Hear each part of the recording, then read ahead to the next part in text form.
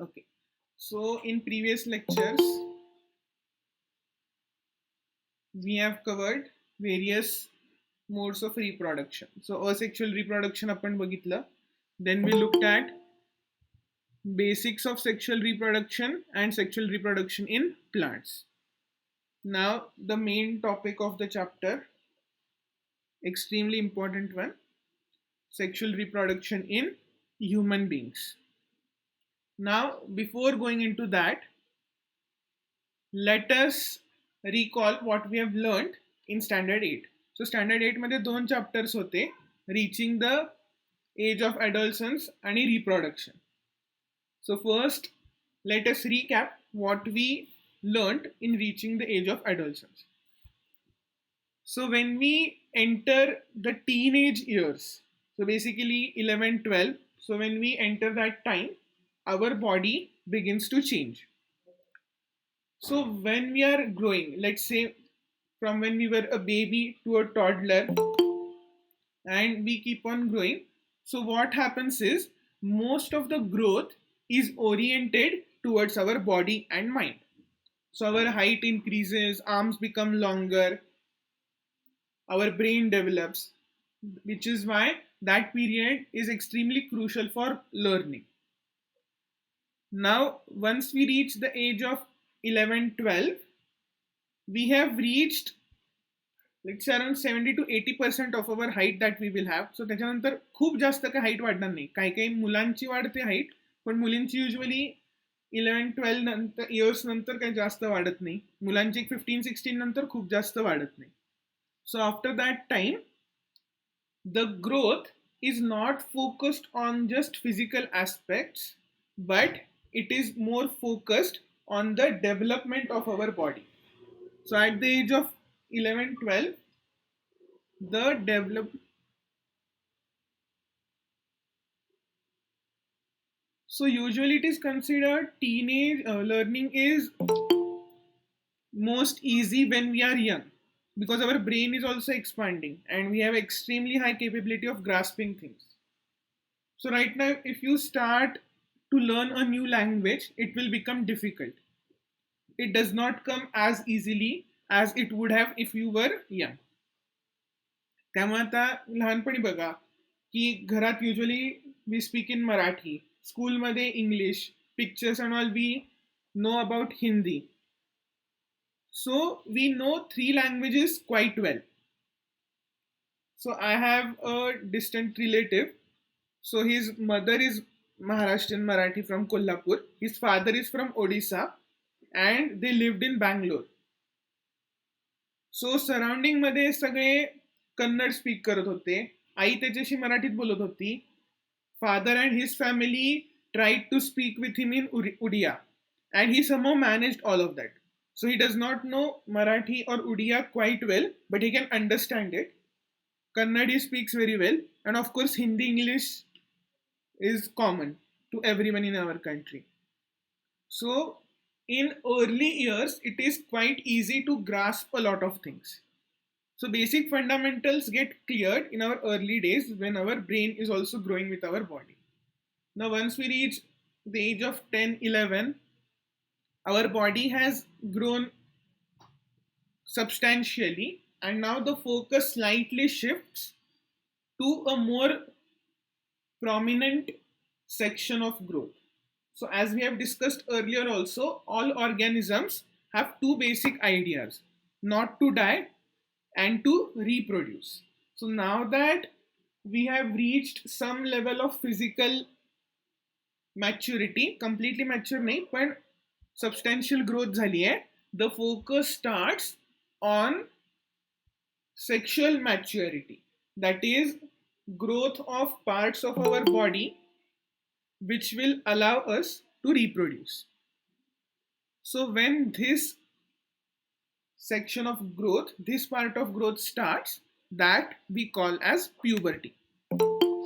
And puberty has many indicators. So some indicators are common for both boys and girls, whereas some indicators are unique to boys and some are unique to girls. So let us just look at. some of the indicators of puberty. Sir Yes. तर संडेला सुट्टी आहे. नाही. Okay sir. नाही.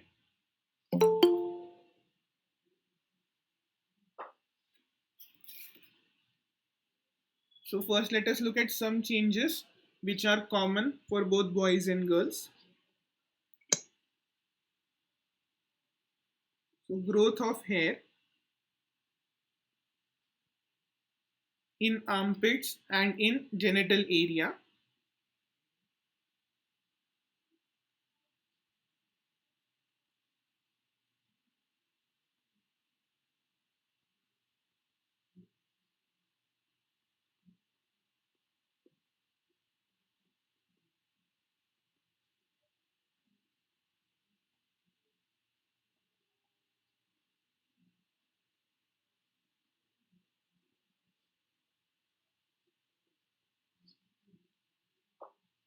Then start of growth of hair in other parts of body like on arms, on legs.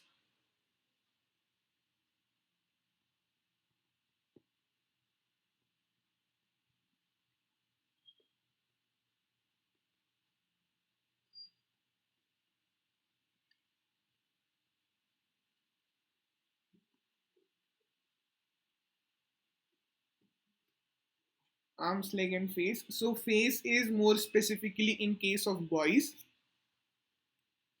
Then another important one, and for which we are extremely concerned, skin becoming oily and onset of pimples.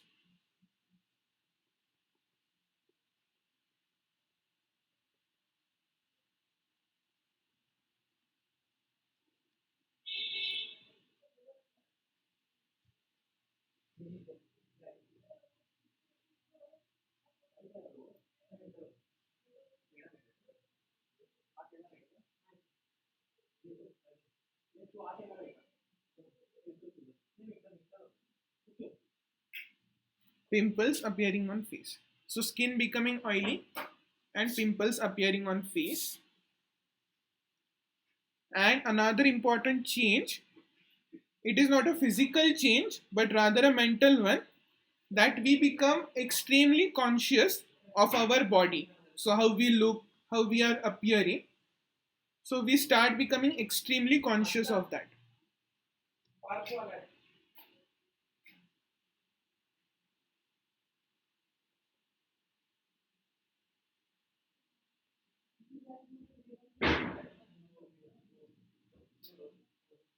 Yes, increase in hunger because growing age आहे ना.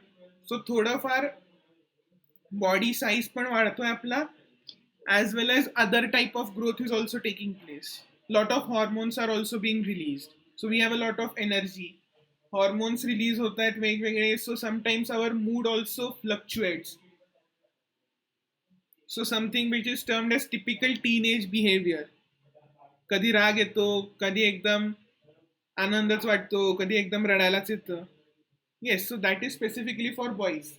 We are just right now looking at indicators which are common in both boys and girls.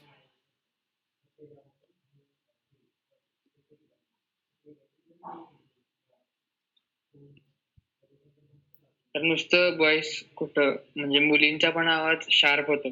थोडा sharp होतो पण different आहे ना. मुलींचा pitch हाय होत जातो ना. Yes, so that is not sharp. Increase in sharpness means pitch high होतं.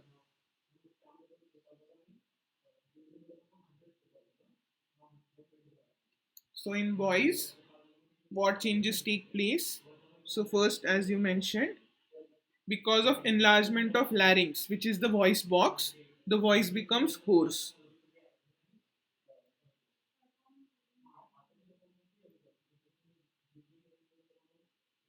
Voice becomes hoarse म्हणजेच मराठीत आपण त्याला आवाज फुटणे असं म्हणतो. Voice cracks. And we can see Adam's apple. Adam's apple many times becomes visible due to enlargement of the voice box. Then appearance of facial hair.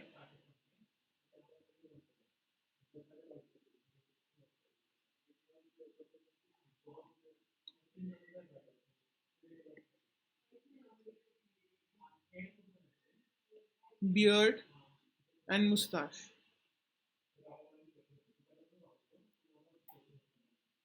Beards and mustache. Yes, some people don't become body conscious, but it is a case that a lot of them do become body conscious की आपण कसं दिसतोय, कसं राहतोय, कसं represent करतोय.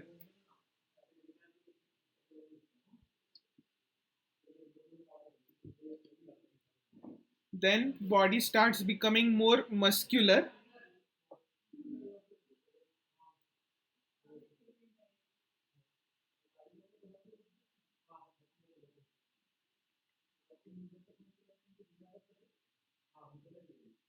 Body starts becoming muscular. Another important thing, chest and shoulders, they become broad. Shoulders, chest especially भरपूर broad होता.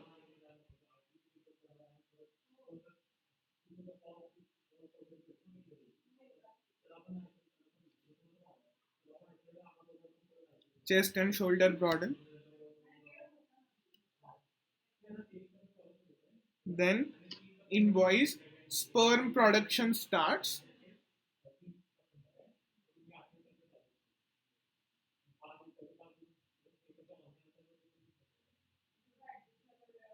Sperm production starts.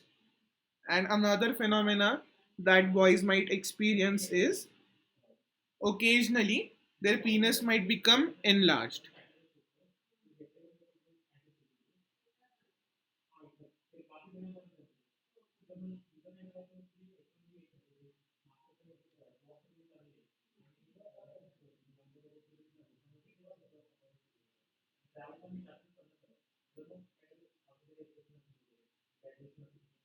Occasionally, the penis might become enlarged and erect.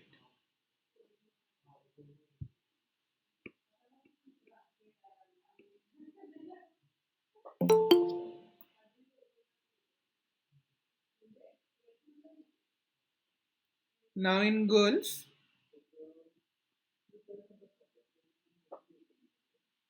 so again, we'll start with voice. The voice becomes high pitched.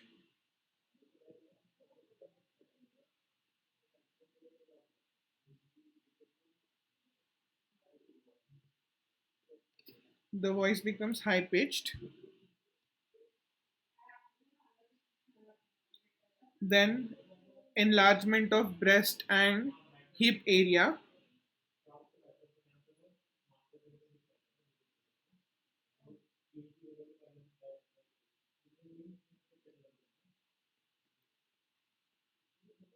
Enlargement of breasts and hip area. Then, another important indicator is onset of menstruation.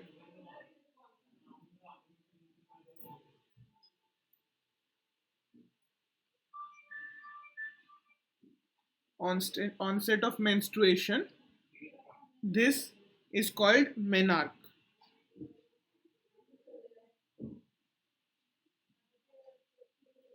This is called menarche. Onset of menstruation is called menarche. And with that,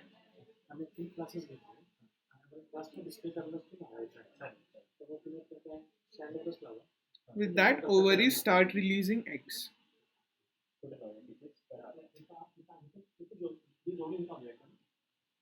sir हाँ sir परवा दिवशी आमचा सायन्सचा paper झाला ना, त्यात मला एक डाऊट आहे. विचार की. तर ते श्रीशैलने तुम्हाला फोटोज पाठवलेत ना, तर त्याच्या लास्ट पेजवर बायोचा क्वेश्चन नंबर 6 आहे ना, अस्ट्रोजन अँड रिजन, त्याचं काय आहे ते? एक सेकंड.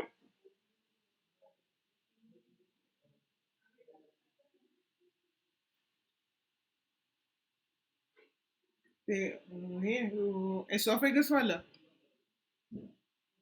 क्वेश्चन नंबर 6 वाला. अच्छा 6 assertion reason. हाँ.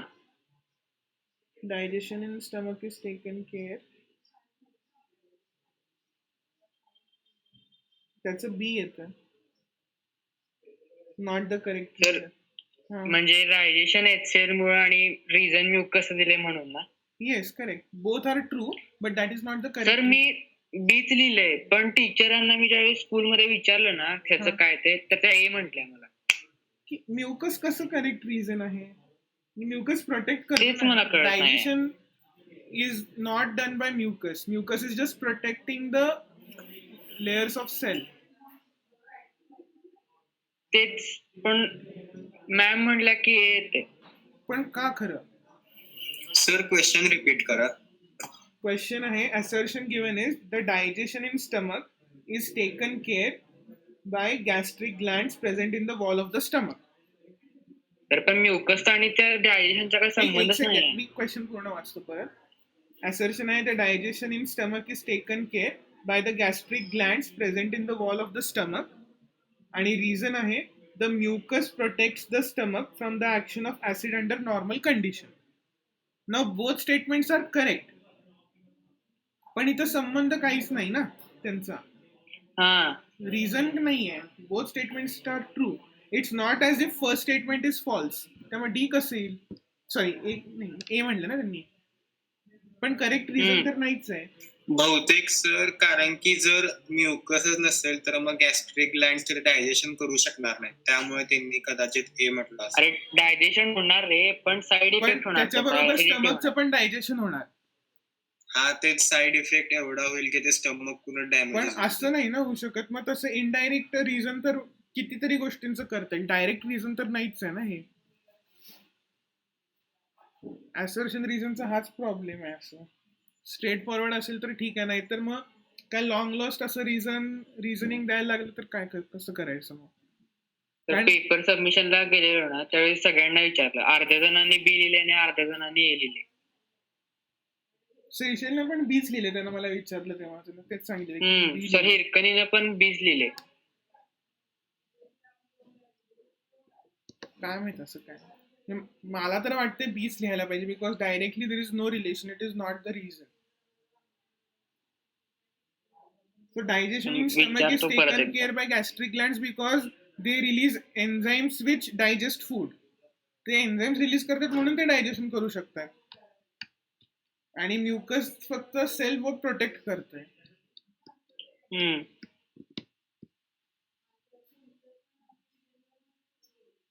तेच तेवढं कळालं नाही. आणि पुढच्याच लिहिलं ना व्यवस्थित? हा, पुढच्याच लिहिलं. D option. तो तर टेस्ट मधला असर्शन रॉंग आहे त्याचं. हो, असर्शन रॉंग आहे. करेक्ट. कारण का digestion of proteins begins in stomach. Stomach मध्ये पण होते ना HCl मुळे. पेप्सिन ऍक्ट करते. बरोबर. सो आपल्या ह्याच्यात पण क्वेश्चन होताच की तो टेस्ट जी घेतली होमवर्क मध्ये. नाही, टेस्ट मध्ये पण होता की हा क्वेश्चन. होय ना प्रणव? क्लासमध्ये डिस्कस केलेला की मागच्या वीक मध्ये आपण. हा सर होता. Okay. So these two changes are extremely important. That sperm production starts in boys and ovaries start releasing eggs. Now, of course, there must be some indicators or some. Sir onset of menstruation आणि ovaries start releasing eggs मध्ये काय difference आहे? नाही, काय नाही. एकच point फक्त दोन ह्याच्यात लिहिलं. Basically menstruation is releasing of eggs. हा, तेच मला कळलं. So sperm production and release of ovaries. Now someone must give order to start this, and of course order द्यायचं काम कोणाचं आहे? हॉर्मोन्सचं आहे. As we had looked in 7th chapter, we had briefly looked at these hormones. So in boys, the hormone that is responsible is testosterone.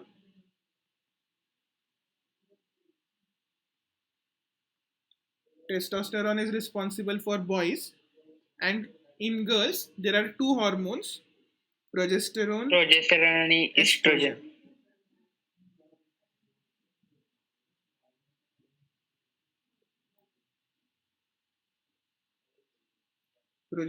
and estrogen. Now, of course, testosterone is produced by testes, and this is produced by ovaries. Now, if you look at these, testes and ovaries will constantly come up when we talk about reproductive system. So in boys, testes release testosterone and they produce sperms. In girls, ovaries produce estrogen and progesterone and they start releasing eggs, which is why these two organs are called primary organs. Can you repeat? Yes. So in sex organs, they are divided, we have divided them in two parts. So we have primary sex organs.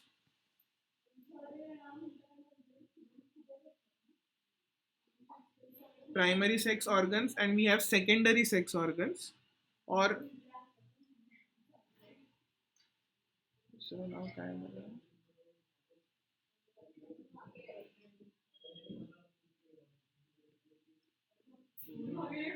secondary sex organs. So in boys, primary sex organ is testes. So testes is plural. TESTIS is singular, testis. And in girls, it is ovaries. So these are primary sex organs. So they are called primary because they produce gametes. They are primary. Singular वाला spelling काय आहे टेस्टिसचं?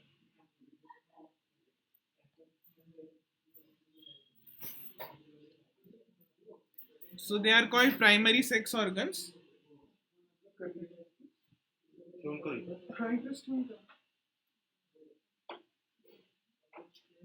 They are called primary sex organs because they produce gametes.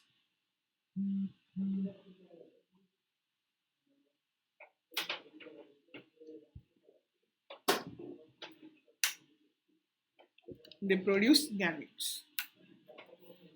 They also secrete the hormones necessary to bring about changes in the body.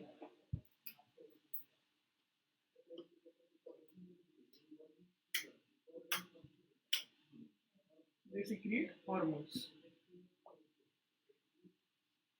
Now, secondary sex organs, what they will do is they will help in transport of these gametes and their nourishment.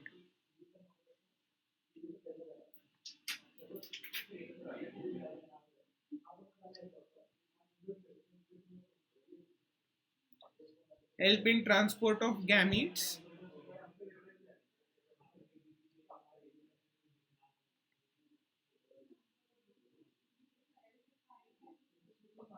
and their nourishment. So nourishment आणि हे देणार. So याचे examples आहेत uterus in girls,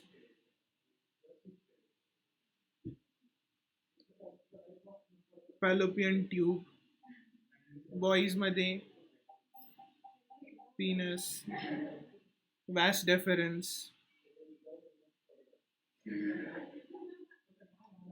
So all these will be secondary sex organs.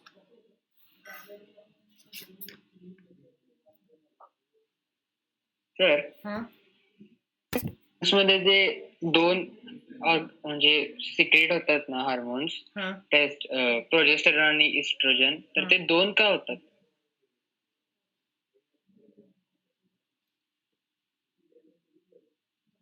म्हणजे दोन्ही वेगळे वेगळे function करतात का? म्हणजे वेगळे वेगळे फंक्शन आहे का दोघांचं? दोघांचं फंक्शन थोडंफार वेगळं असेल. Let me just check. नाही, तर कंट्रोल कोऑर्डिनेशनच्या वेळी पण त्यांचं एकत्रच दिलंय. They are mention just as one. Okay sir.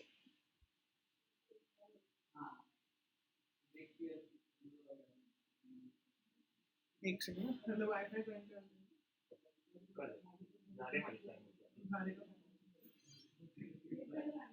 1-2 मिनिटं मध्ये मध्ये मला फक्त सेटअप चाललाय स्क्रीनचा, त्याच्यामध्ये मला थोडंसं बघावं लागेल. मध्ये मध्ये थोडंसं डिस्टर्बन्स होईल. काय आहे, ऑनलाईन ऑफलाईन कॉम्बिनेशन सुरू झालं तर कसं करायचं त्याचं आमचं तेच सुरू आहे. आजच टी व्ही घेऊन आलोय आम्ही एक, तर त्याच्यासाठी थोडंसं सेटअप करायचं पण चाललंय त्याच्याबरोबर. सर काय म्हटलं, रिपीट कराल प्लीज? हो, एक second page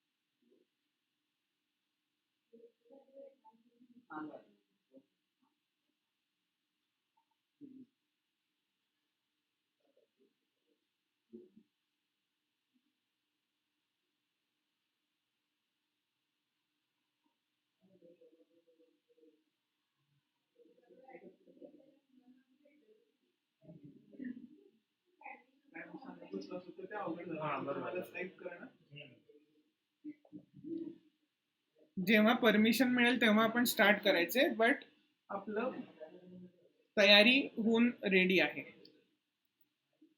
okay sir.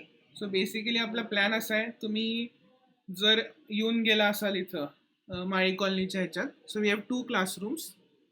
So last year offline सुरू होते, आता मोस्टली होताच तुम्ही. मी काल 8ला सांगत होतो, त्यातले कोण आलेले नाही आहेत क्लासरूममध्ये usually. So we have 2 classrooms. So this one bench 1 student जर पॉलिसी ठेवली तर has around capacity of 9. This one has around capacity of 12.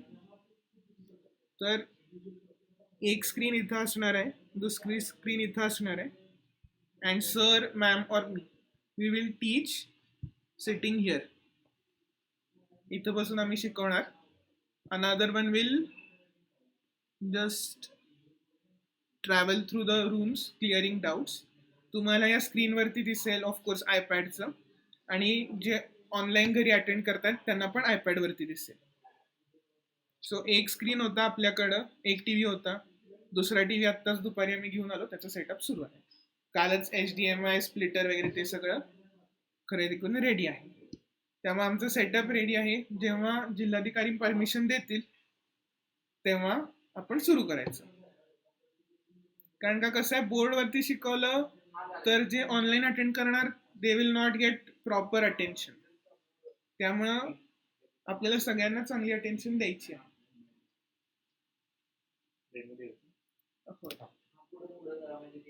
एक सेकंड. हे नसलं की 613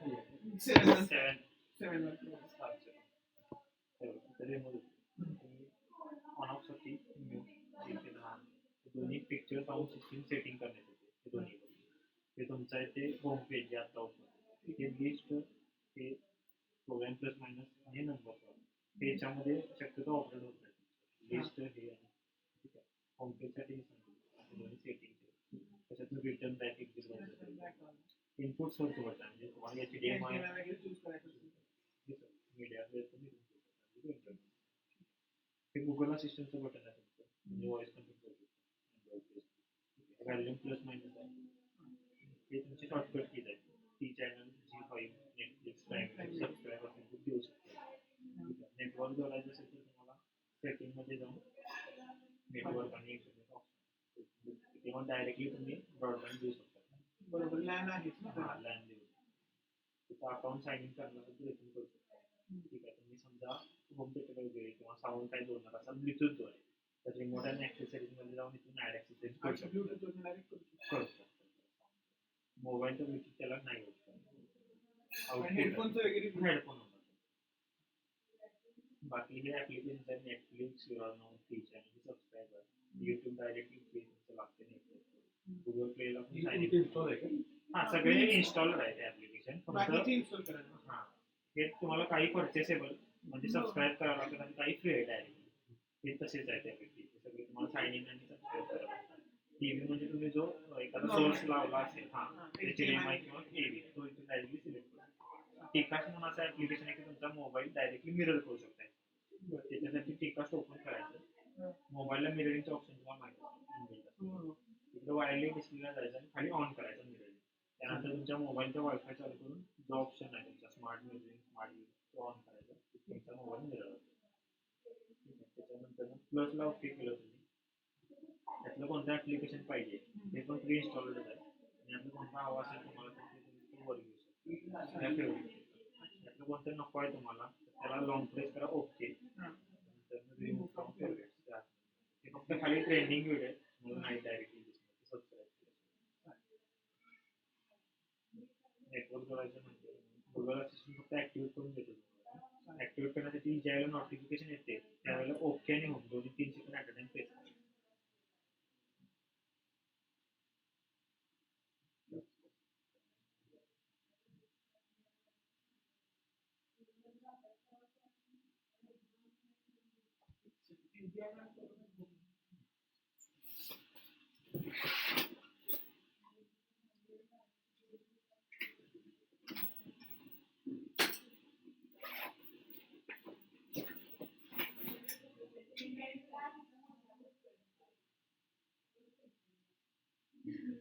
एक 2 मिनिटं.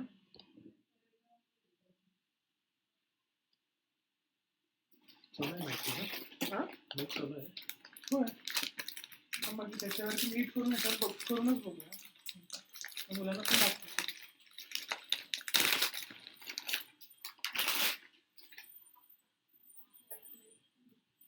माझ्याकडे estimate होतं.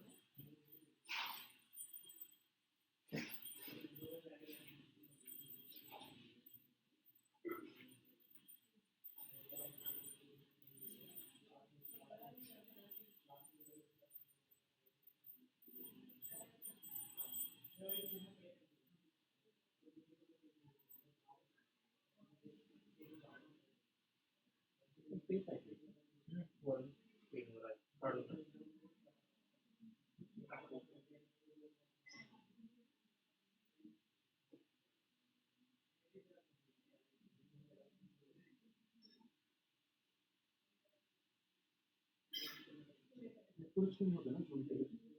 नाही जेवढा येते झूमचा ऑप्शन आहे का? नाही मिररिंगला झूम वगैरे नाही टाकत.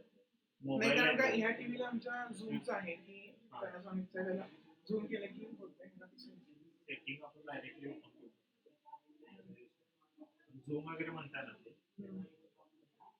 त्याच्यात ते ह्याच्या स्क्रीनच्या बाहेर हा ते जाऊ दे की.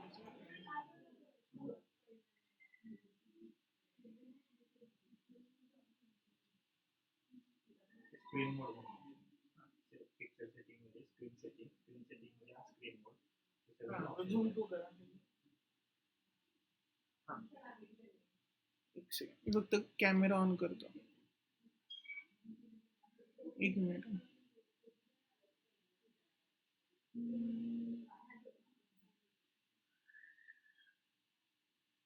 एक सेकंड कॅमेरा ऑन करतो लॅपटॉपचा. बघा आम्ही काय विचार करायला लागलो. तर तुम्ही आम्हाला म्हणायला लागलाय. होय होय तुम्हालाच म्हणायला लागलो. हा सर. ओके व्हिडिओ दिसतोय का? हो. हा सर. हा sir. Yes sir. So basically आम्ही असं करायला लागलोय HDMI वरनं. सर कोणत्या अकाउंटला आहे व्हिडिओ तुमचा? व्हिडिओ आता ज्या अकाउंटवरनं मला पण माहिती नाही. 3 अकाउंट आहेत आता माझे सुरू. इथं स्क्रीन शेअर स्टॉप करतो. हा हा सर दिसलं.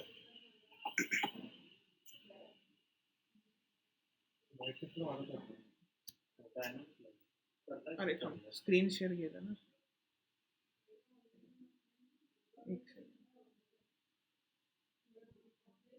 स्क्रीन शेअर तर दिसायला पाहिजे की मेन म्हणजे. दिसलं सर. सो बेसिकली असं दिसेल आतल्या क्लासरूम मध्ये, दुसऱ्या टीव्ही वरती दुसऱ्या क्लासरूम मध्ये. अशा प्रकारे करायचं. म्हणजे कसं जे ऑनलाईन अटेंड करतील त्यावेळी त्यांना पण स्क्रीन क्लिअरली दिसेल, काही प्रॉब्लेम येणार नाही.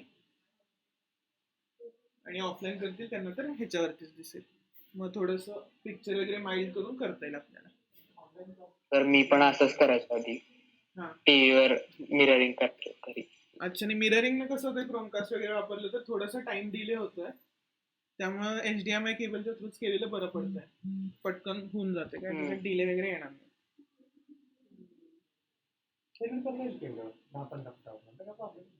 हो. आरामात.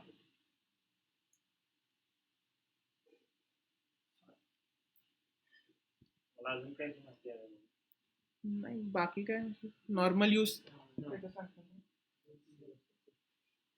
त्याचं फक्त बिल लागणार नव्हतं, फोटो लागणार. काय म्हणतो स्वरूप? मस्त.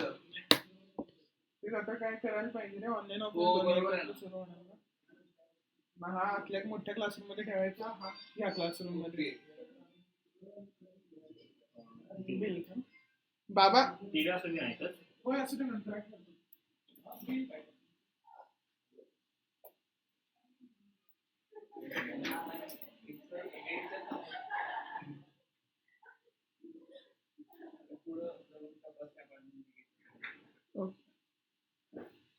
होय हे असंच करणार.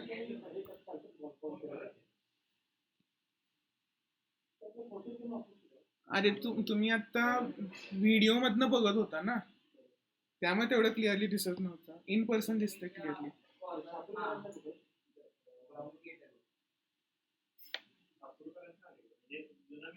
सो दोन्ही कनेक्शन वायर्डच असणार आहेत. बेसिकली आत्ता शिकवतोय तसंच आयपॅड वरती शिकवणार. सो सर असेल तर झूम आयपॅड वरती घेणार, मी असेल तर गुगल मीट आयपॅड वरती घेणार. सो जे घरी बसणार त्यांना काय प्रॉब्लेम, त्यांना सेमच दिसणार.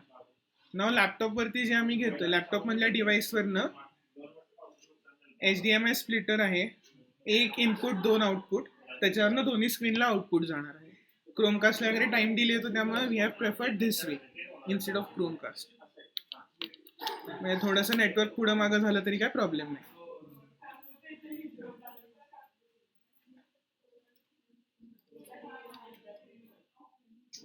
हा ब्राईटनेस वाढवतो का? हो, ब्राईटनेस वगैरे ऍडजस्ट करतो.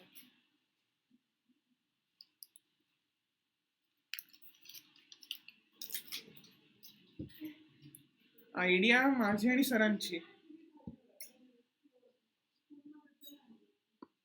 नाही सर, म्हणजे विचार कोणाला आला पहिला? विचार आम्हालाच की, आता आम्ही दोघे इंजिनियर आहे, त्यामुळे असे विचार येतातच कसं करायचं चांगल्यात चांगलं. एकाच टाइमला दोघांच्या ह्याच्यात आला विचार? नाही, आम्ही डिस्कशन करत होतोच की अजून परमिशन मिळालेली नाही आहे ऑफलाईन घ्यायला, पण जर परमिशन मिळाली तर what is the best possible way we can do it. So that is always Okay, sir. Our motto. Yes, that is correct. Necessity is mother of invention. आणि हा इमोजी आपला म्हणजे क्लासचा ऑफिशियल इमोजी करायला काय हरकत नाही, भारी झालाय.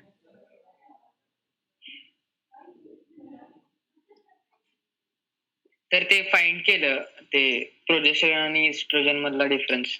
काय आहे? तर प्रोजेस्टेरॉन आहे ना, ते ब्रेस्ट डेव्हलपमेंट आणि तिथे एक्स्ट्रा सेल्स वाढून देत नाहीत आणि ब्रेस्ट कॅन्सर पासून प्रिव्हेंट करते. आणि Okay. इस्ट्रोजन आहे ते प्रेग्नन्सीच्या वेळी सिक्रेट होते आणि जे बोन्स वगैरे दुखतात ना फिमेल्सचे, अच्छा, ते रिकव्हर करते. ओके. सो जास्त स्ट्रेसमुळे जे दुखतात त्यांना रिकव्हर करतात. ओके. सो ह्याला स्क्रीनशॉट काढून ठेवायला पाहिजे, नंतर स्क्रीनशॉट काढतो. एकदम असं सॅटिस्फाईड वाटतो ना हा इमोजी. 9 आणि 12 ला मधनं फक्त काढूया. Best.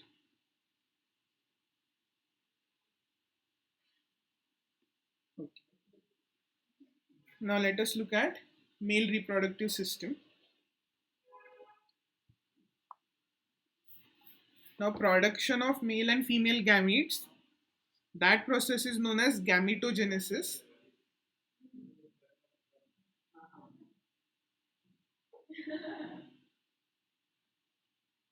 That process is called gametogenesis.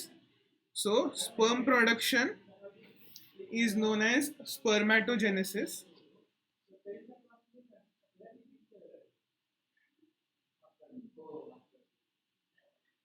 So, in males, production of sperm is known as spermatogenesis, and production of ovaries, sorry, not ovaries, egg inside ovaries is called oogenesis. Double O genesis. Oogenesis. So spermatogenesis and oogenesis. Now, if a question comes, where does spermatogenesis take place? So spermatogenesis takes place inside testes. Oogenesis takes place inside ovaries. Now let us look at male reproductive system. Sir Huh? Sir जे axis sperms असतात ते store कुठे केले जातात? Sperm store होतात एपिडिडाइम्स मध्ये sir testis मध्ये produce होतात ना. प्रोड्यूस होतात. सो हे वरचं जे हे दिसतोय area, so that is called एपिडिडाइम्स.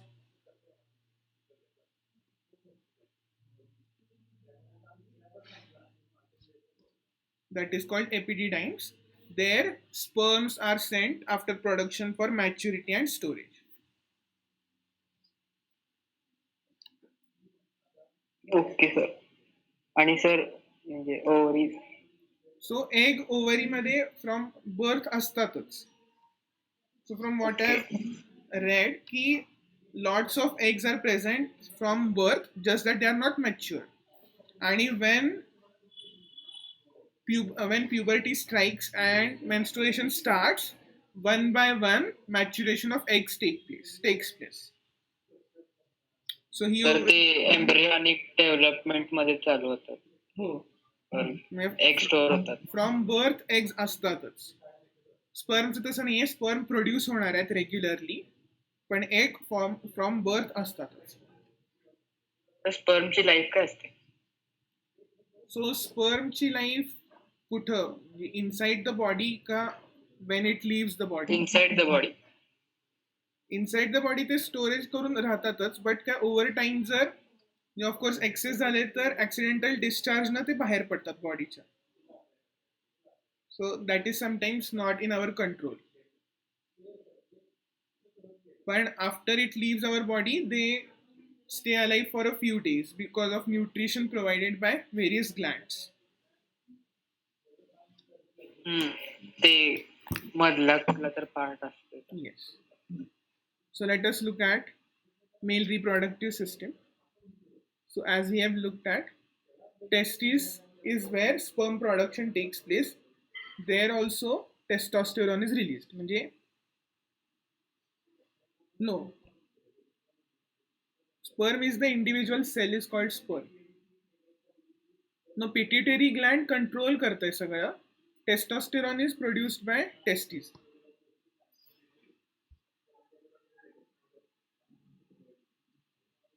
So testis मध्ये sperm produce होणार आहेत.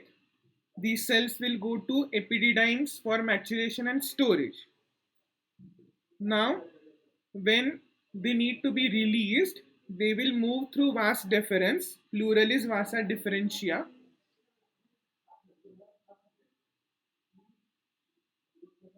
So we have testis. Then from testis they go to epididymes.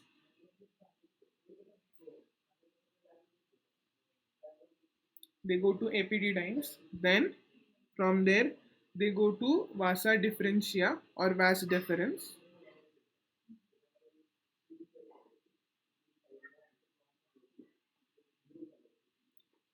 Vasa differentia. Today's class till 8. So vasa differentia is plural.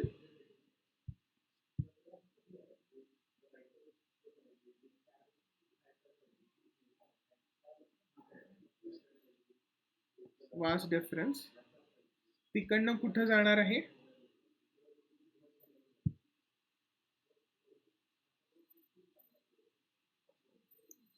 So vas deferens नंतर vas deferens is also known as sperm duct because sperm flows through it, sperm moves through it.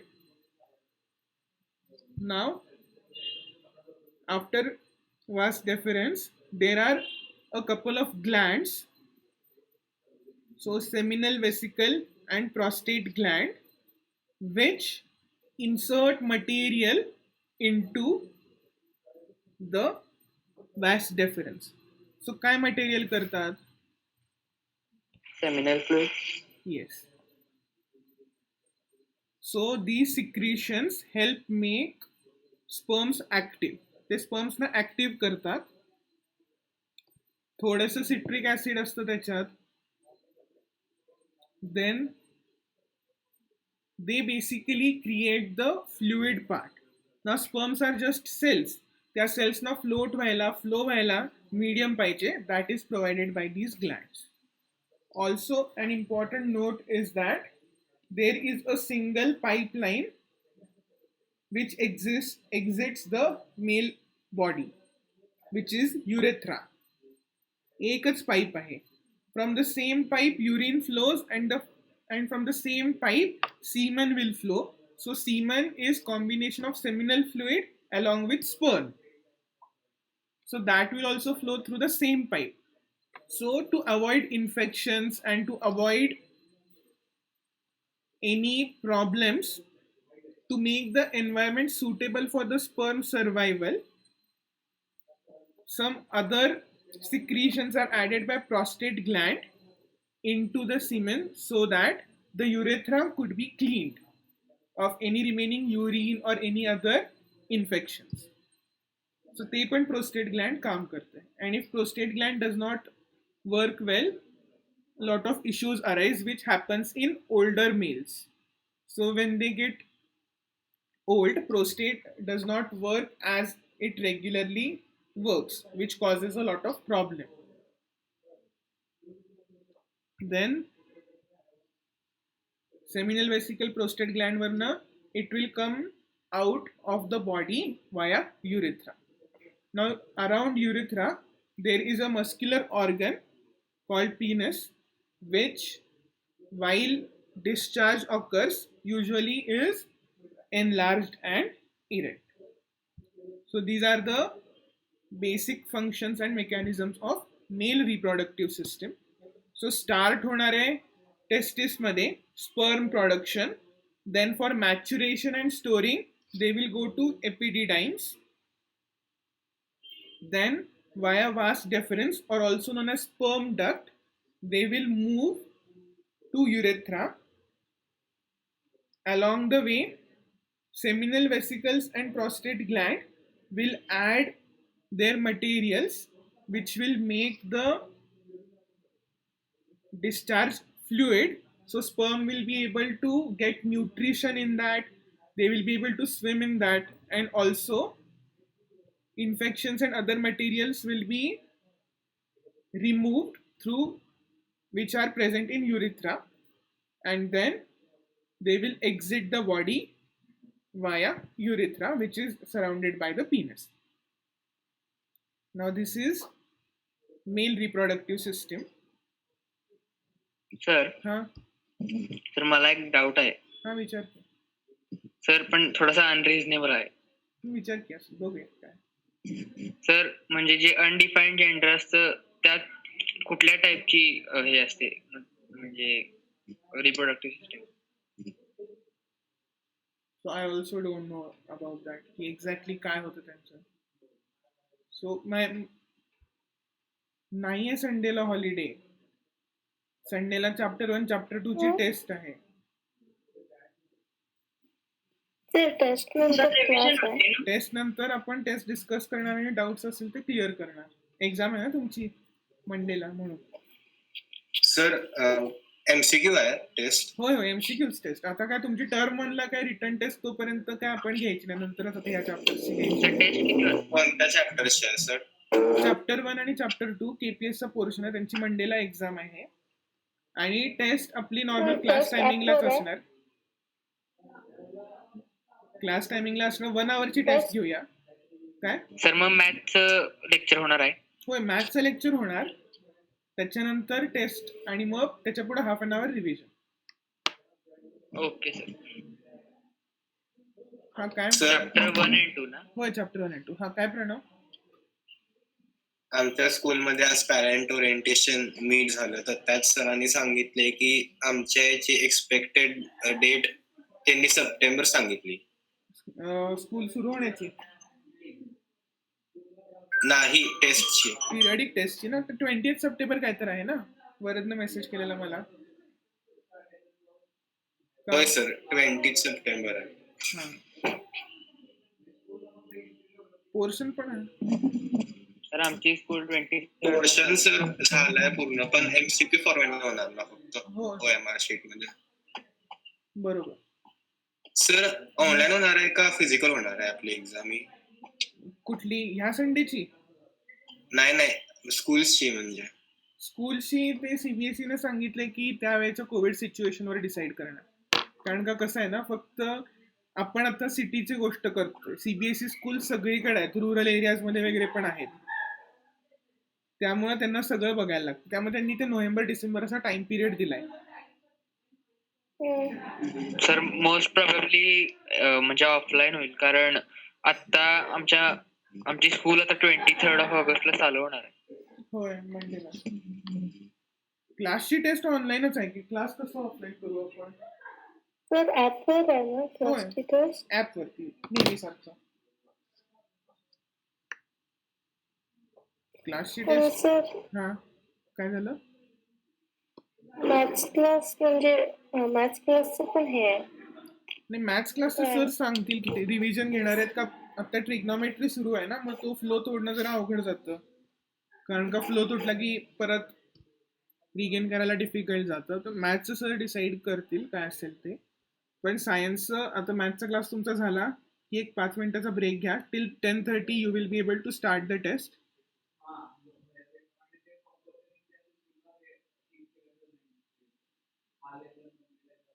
होय, कदाचित तसंच करतील की घरी किंवा थोड्या थोड्या बॅचेसमध्ये स्कूलमध्ये बोलवून OMR शीट्सवरती तुमचं MCQ टेस्ट घेतलं, असं काय तर करतील.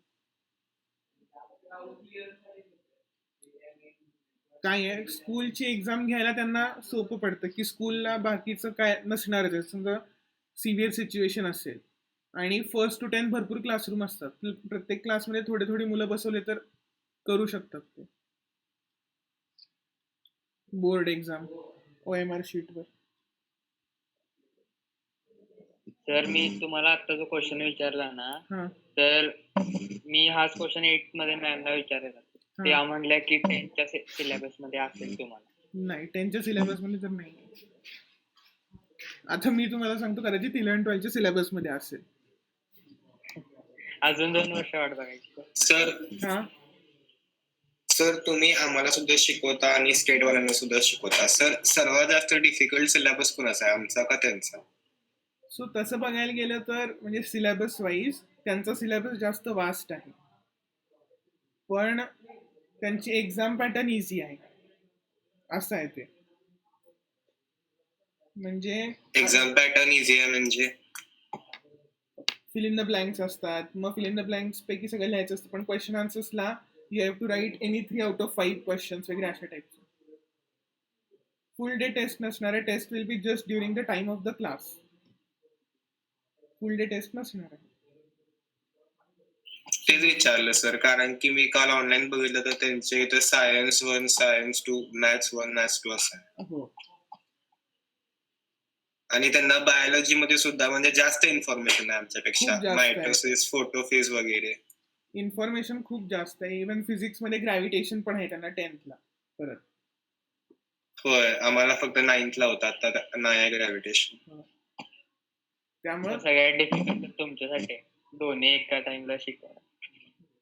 मी 8th ला शिकवतोय, 9th ला शिकवतोय, 10th ला शिकवतोय, आता 11th ला शिकवतोय आणि पुढच्या वर्षी मग 12th ला पण शिकवणार. तर तुम्हाला कन्फ्युजन काय व्हायचं, आता मी ऑगस्टच्या स्टार्टला ग्रॅव्हिटेशन 10th SSC ला शिकवलं, मग 11th आजच माझं ग्रॅव्हिटेशन संपलं आणि काल परवा 9th ग्रॅव्हिटेशन सुरू केलं. मी 3दा ग्रॅव्हिटेशन शिकवलं या मंथमध्ये. सर मी असं ऐकलंय की त्यांना एक्झाम मध्ये टेक्स्टबुकच्या मागलेच क्वेश्चन येतात म्हणून. होय, होय सर. टेक्स्टबुकच्या Yeah. मग खालचेच त्यांना जास्त ऍडिशनल अभ्यास करायला लागत नाही. Yes, and that makes them sort of cripple, की त्यांना सवय लावली की क्रचेसवरती, की टेक्स्टबुक मधलं तेवढं केलं की झालं.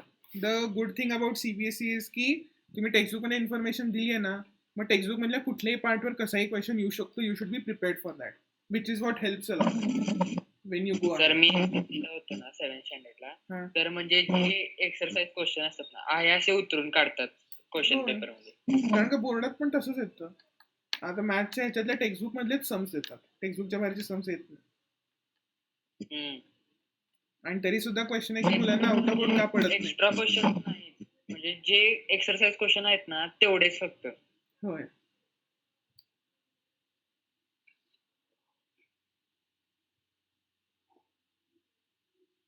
सर 11th-12th ला पण तसंच येते का ना?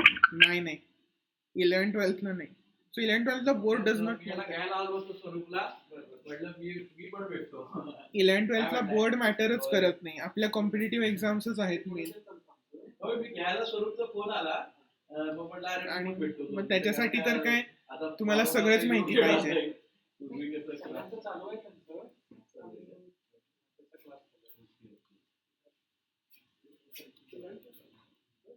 Yes, teachers important Sir. Question. हा, काय प्रणव? सर मी असं ऐकलंय की 11th NCERT direct first reading मध्ये कळत नाही म्हणून, ते ट्रू आहे? आता to be honest, how was the first reading of NCERT? माझ्यासाठी आय डोंट ॲक्च्युली रिमेंबर, कारण का आम्ही जास्त एनसीआरटी रेफर केलीच नाही. कारण का आम्हाला शिकवताना म्हणजे टेक्स्टबुक असं फारसं आम्ही रेफर केलं नाही. सर शिकवत जायचे, आम्ही नोट्स काढत जायचो, प्रॉब्लेम सॉल्व्ह करायचो. असाइनमेंट असायचे, क्वेश्चन सॉल्व्ह करायला अरिहंत असायचं, डीसी पांडे. तुम्ही ऐकलं असेल ना डीसी पांडे? सर 11th हा सर, एक्सी वर्मा पण वापरतात. होय. हा, 11th-12th काय नाही, आवाज कट झाला तुझा. काय म्हणलीस? 11th-12th डिफिकल्ट नाही आहे. नाही आहे एवढं डिफिकल्ट, असं काय नाही. असं म्हणायचं मला. हा. काय होतं तिथं डिवाइड होतं ना, फिजिक्स, केमिस्ट्री, बायो असं सगळं डिवाइड झालं म्हणून. आता मग बायो सर काय आपल्याला पाहिजे ते करू शकतो बायो. होय, पाहिजे ते करू शकतो. बरोबर. सर तुम्ही काय सांगत होता ते बायोच्या एनसीआरटी बद्दल? नाही, की सगळं वेगवेगळं आहे ना, मग फोकस ज्याला ज्यांच्यावर करायचं तो त्याच्यावर करतो फोकस.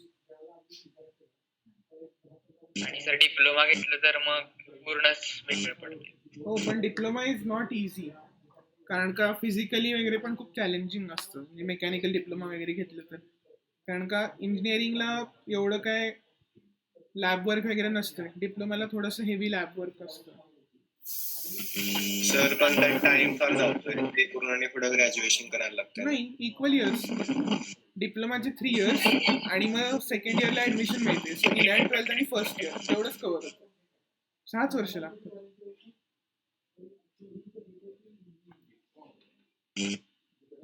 माझं फिक्स आहे आता मेकॅनिकल साठी डिप्लोमासाठी. तो सांगतो वर्क असते बरं. होय होय, राबवून घेतात.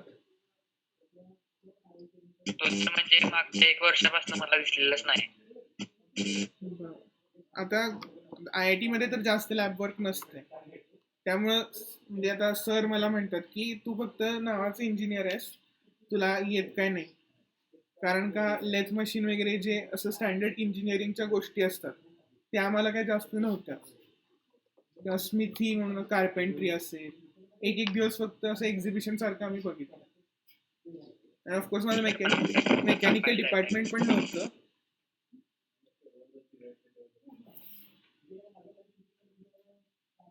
सर जर फक्त बिझनेस वगैरे करायचा असेल तर मग इम्पॉर्टंट आहे. होय, बिझनेस साठी MBA करायला लागतं ना. हो, त्याच्यासाठी बेसिक डिग्री पाहिजे की. बेसिक. मग MBA जर चांगलं करायचं असेल तर बेसिक डिग्री जेवढी विचित्र डिग्री करता येईल तेवढी करायची, कारण का डायव्हर्सिटी मॅटर्स इन MBA. म्हणजे भरपूर लोक तर म्हणजे BCom MBA वगैरे असंच करतात. नाही. सो मोस्ट लोक आर जेम्स. आमचं सर परवा स्कूलला घेतलेलं करिअर ओरिएंटेशन सेमिनार सगळं तेच रिपीट करून सांगितलं. बरोबर. सो जेम म्हणजे तुम्हाला माहिती असेल कदाचित, जनरल, इंजिनियर, मेल असं म्हणतात, जेम्स. सो कसं आहे की IIT किंवा इंजिनिअरिंग झाल्यावर खूप लोक कॅट देतात, आणि म्हणजे मी पण दिलेली टू बी ऑनेस्ट, आणि त्याच्यानंतर ट्राय करतात MBA ला. आणि बेसिकली इन MBA दे जज you by the category that you belong. त्यामुळे जेवढा तुमची डायव्हर्स फील्ड असेल तेवढं तुमचा हायर चान्स आहे की चांगलं कॉलेज मिळायला.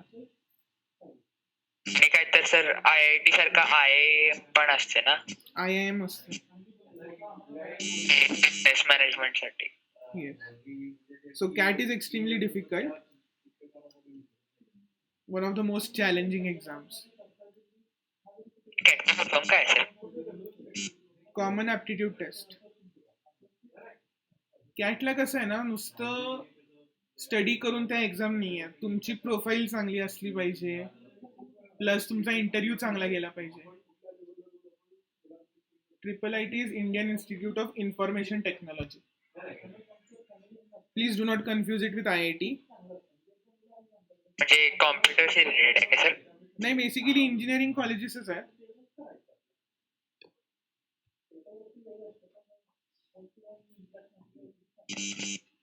सर पण कॅट एवढी डिफिकल्ट का असते? मी तर ऐकले की कट ऑफ म्हणजे जर 100 मार्क्स असेल तर 15-16 ला कट ऑफ. 15-16 ला असं नाही रे, कट ऑफ येतात. सो कॅटचा cut off it is never talked in amount of marks, it is always percentile.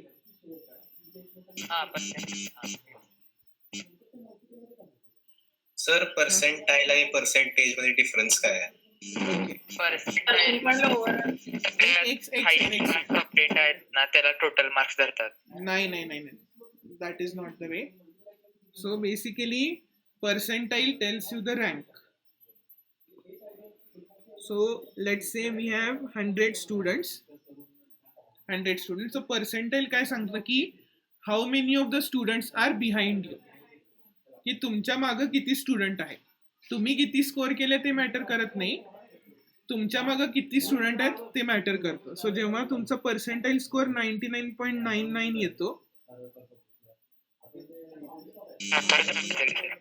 so if there are 10,000 students, त्यातले 99.99% people are behind you. So that is how percentile is. Absolute score does not matter here. And percentage of course is how much marks have you scored out of the total. So हा main difference आहे percentile आणि percentage मध्ये. त्यामुळे never confuse them. माझा rank 10th मध्येच राहावं, उगीचच मोठं व्हायला नको. So it's is there scope of engineering. So engineering कुठने केलं तरी स्कोप आहे, तुम्ही काय करता त्याच्यावरती. तर म्हणजे इंजिनिअरिंग नंतर आपण काय करतो त्याच्यावर आहे काय? होय. सो इंजिनिअरिंगची एक चांगली गोष्ट आहे की you can do whatever you want after you become an engineer. पण मेडिकलची जे एक थोडासा तो निगेटिव्ह पॉईंट आहे की तुम्ही एवढं तुमची एनर्जी डेडिकेट करता to study that specific field, lot of other field sort of become close off होतात त्या तुमच्यासाठी. त्यामुळे तुमचा इंटरेस्ट असला तर मेडिकल सारखी फील्ड नाही. मी टॉप 100 मध्ये नाही रे बाबा. माय रँक वॉज 2049.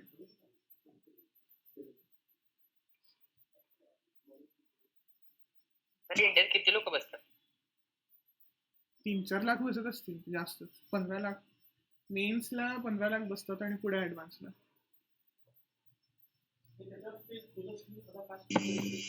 नाही केलं, नाही बंद केलं.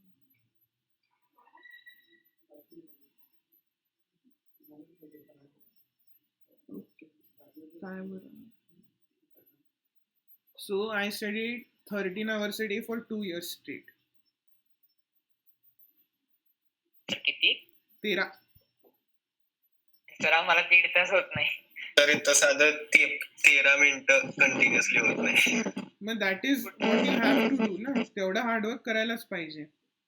C, even if you are bright, even if you are smart, there is no substitute for hard work.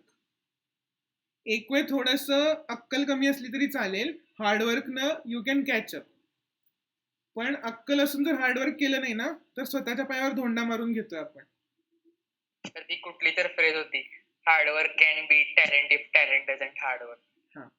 पण बेस्ट केस काय असणार आहे, you are talented and you do hard work. म्हणजे मेसी रोनाल्डो करतात की एक्स्ट्रीमली टॅलेंटेड बट हार्डवर्क करतात. So मी परवाच सरांबरोबर डिस्कस करत होतो, तर एक स्टोरी सांगत होते. सचिन तेंडुलकरचं काय तर आलेलं की त्याला एखाद्याने विचारलं की, म्हणजे तो जेव्हा खेळत होता तेव्हा, तू कधी बघतोस का सोशल मीडिया पोस्ट की तू चांगल्या रन वगैरे केल्यावर, सेंचुरी वगैरे झाल्यावरती. तर तो म्हणला नाही, मला वेळच नसतो. मी दुसऱ्या दिवशी मी 0वर आउट होते, सेंचुरी करू दे, सकाळी जाऊन मला 500 बॉल्स खेळायला लागतात. जर मी ते खेळले नाहीत तर मला वाटतं I am losing my touch. मग तसं आपलं व्हायला पाहिजे की आपला जो डेडिकेटेड टाइम आहे, आपलं एम आहे, ते अचीव्ह करण्यासाठी आपल्याला जी मेहनत करायची आहे, that is just a part of it. आणि ते कंटिन्युअसली करत राहिलं पाहिजे. आज मी 3 तास अभ्यास केला, मग काय मी आता करणार नाही निवांत, असं करून चालत नाही. मग तुम्ही काही तुम्हाला अचीव्ह करायचं असेल, नीट अचीव्ह करायचं असेल, जेई अचीव्ह करायचं असेल, किंवा आणि कुठला असेल, हार्डवर्कसाठी सबस्टिट्यूट नाहीये. पण हार्डवर्क पण सारखं गाढवासारखं लिहित बस असं काम करायचं नाही. Hard work also needs to be done smartly. Sir मला सिव्हिल सर्व्हिसेसची एक्झाम द्यायची होती, तर मम्मा म्हणते की तू जेवढा अभ्यास करतोयस त्याच्यावरनं तर वाटत नाही की तू कुठली पोस्ट काढशील. नाही, तसं नाही आहे. सी, सिव्हिल सर्व्हिसेसची एक्झाम द्यायची आहे तर जस्ट कॅल्क्युलेट करूया. 11-12 2 वर्ष, 4 years ग्रॅज्युएशनची 6 वर्ष, 6-7 years is a lot of time to change. And a lot of people, they change when they want to achieve something. त्यामुळे असं काही नाही की करूच शकणार होय नाही. सर, कारण की थोडे लोकांना 10th मध्ये कमी असून सुद्धा जेई आणि नीटला चांगले असतात. हो, तर म्हणजे मोस्ट ऑफ जे IAS आहेत ना, त्यांचे म्हणजे एवढे 10th ला वगैरे ते हुशार नव्हते, पण त्याने तेवढा अभ्यास केला. येस, त्यावेळी कष्ट केले नाहीत ना. See, 10th marks they reflect how much hard work you have done. पण तुमची हुशारी युजली नाही काउंट होत. पण तुम्ही जेव्हा हार्डवर्क करता आणि तुम्ही हुशार असता, then you get the real result. Entrepreneurship आहे, चांगली आहे. आता हे 5 मिनिटं राहिलीत तर फिमेल रिप्रोडक्टिव्ह सिस्टीम उद्याच कंटिन्यू करूया. ह्याच गोष्टीवरती बोलूया 5 मिनिटं.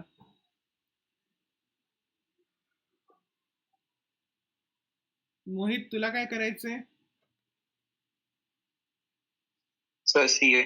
CA, nice. मला पण एका काळी सीए करायचं होतं. तुम्ही का केलं? तुम्ही एम प्रकाश नावाचा क्लास ऐकला असेल. मी त्याची एंट्रन्स एक्झाम दिली. 10th नंतर पुण्याला ट्रिपला गेलेलो तेव्हा मावशीकडं. मग ते आवडलं, ज्या प्रकारचे क्वेश्चन वगैरे होते त्यांचे. मग तिथं झालं सिलेक्शन, म्हणजे जेईची प्रिपरेशनला गेलो.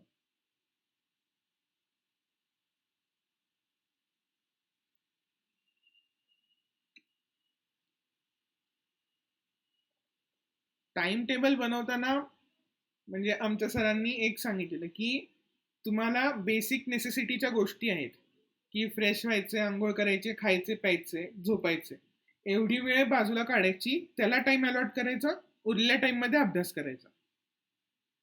So that is how you should make a time table. की अभ्यासाशिवाय मला काय काय गोष्टी करणं अतिशय नेसेसरी आहे, त्या करायच्या. त्यांना कुठला टाइम असणार आहे असाइन करायचं, मग उरलेल्या वेळात काय, उरलेल्या वेळात अभ्यास करायचा. So that is what you should do. Sir, आणि आपल्या ज्यावेळेस कॉम्पिटेटिव्ह एक्झाम्स मध्ये आपल्याला जरा कमी मार्क्स पडले ना, म्हणजे याच्यासाठी MPSC UPSC ला, तर आपलं स्पोर्ट्सची बॅकग्राऊंड पण कन्सिडर करतात. नाही, पण त्याच्यासाठी कट ऑफ क्लिअर व्हायला पाहिजे. नाही, म्हणजे एक मुलगा होता, तो म्हणजे IPS साठी झालेला, हा. पण त्याला IAS बनायचं होतं आणि त्याचा फिजिकल फिटनेस खूप चांगला होता, म्हणून त्याला IAS घेतलं त्याला. असेल केस, मला पण माहित नाही याच्याबद्दल स्पेसिफिक केस बद्दल. कॉम्पिटिशन ओव्हरकम काय करायचे? Competition is really good.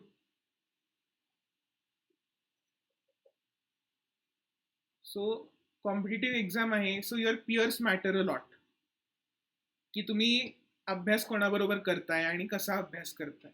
So see, I am not a big fan of group study, but occasional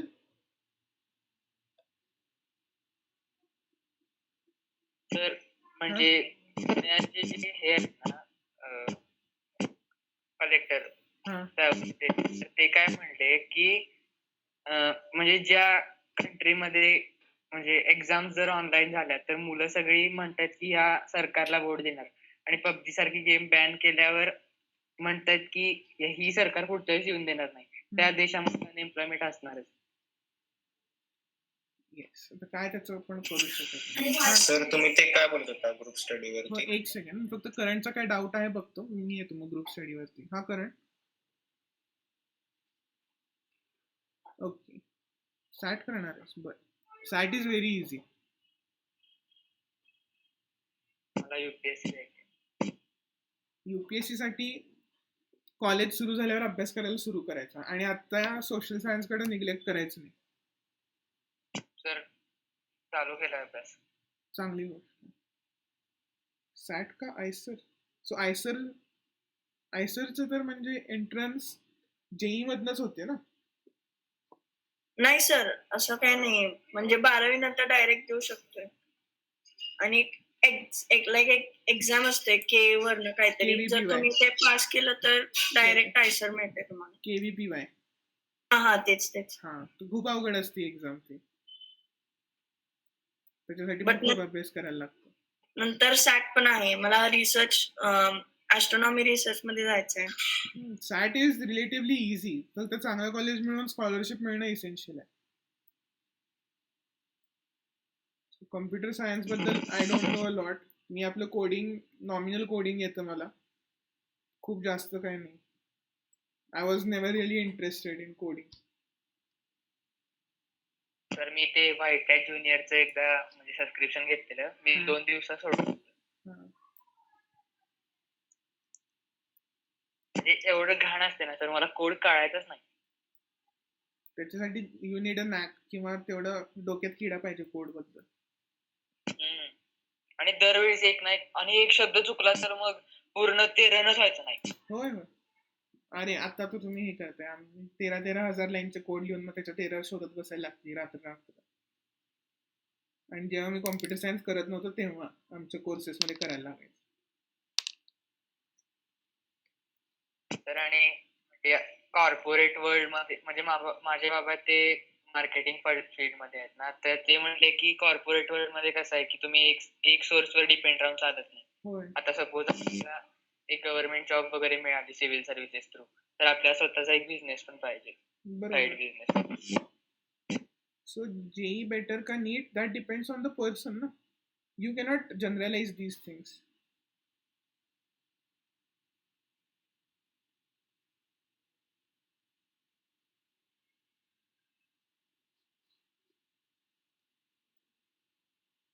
Which is easier? They are not really comparable, na? NEET मध्ये you are being tested for physics, chemistry and bio.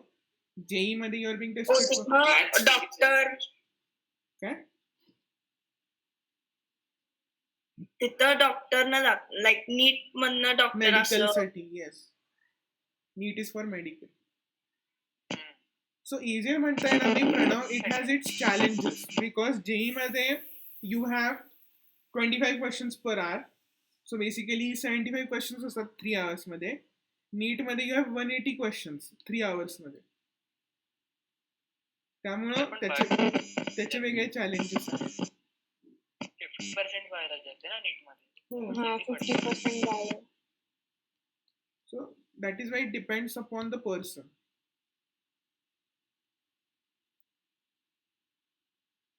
Graduation नंतर काय करायचं, graduation झाल्यावरती बघूया, आतापासून नाही विचार करायचा. आतापासून जर विचार नाही केला तर मग सरळ तसं काही नाही. आता आपण जे समोर आहे ते बेस्ट पॉसिबल करायचं. So most options remain open for us. So that is what we can do. की आत्ता समोर आहे ते बेस्ट करायचं. मग काय काही पाहिजे ते आपल्याला चूज करता येईल. सगळे ऑप्शन्स ओपन राहतात. जर आत्ता आपण पुढचा विचार करत बसून आत्ताच नीट नाही केलं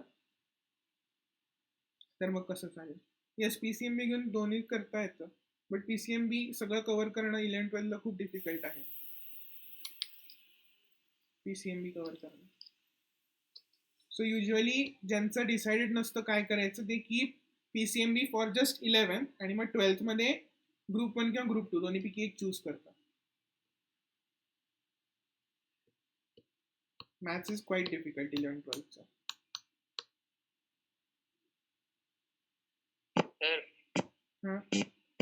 तर what if we become a lawyer and can we start a business after becoming a lawyer? हो, बिझनेस तू कधी पण सुरू करू शकतोस. There is no restriction. त्याला अशी काही डिग्री वगैरे लागत नाही. लागत कधी नाही. सुद्धा ओपन करता येतं. फक्त तेवढं नॉलेज लागतं त्याबद्दल. कारण म्हणजे माझ्या डोक्यात काय आहे की म्हणजे जर लॉ घेतलं तर मग सिव्हिक्स हिस्ट्री आणि इकॉनॉमिक्सचं एका ह्याच्यात कम्प्लीट होऊन जाते आणि मग ऍग्रिकल्चरचा एक कोर्स करायचा क्लायमेट सारखं आणि मग UPSC त्याची.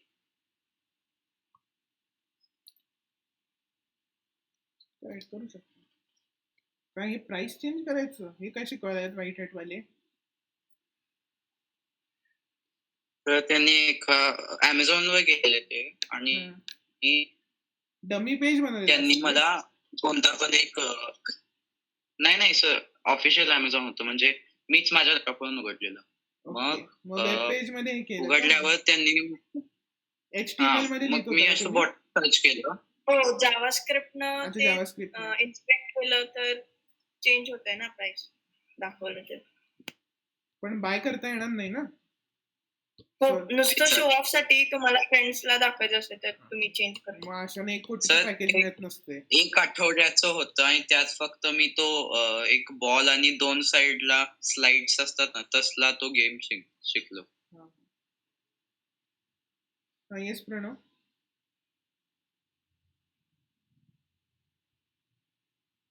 हा प्रणव काय झालं.